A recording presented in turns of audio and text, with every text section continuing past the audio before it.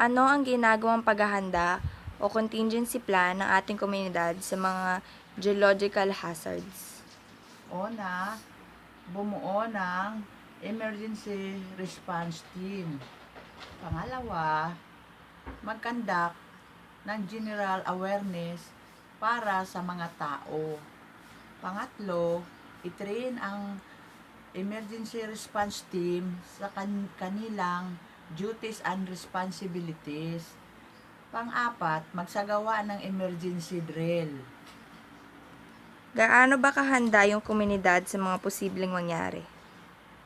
Ang ating pamalaan ay may co-conduct ng response plan sa mga government agencies, business, school, churches, at iba pang mga institution, pati na rin ang mga private sector.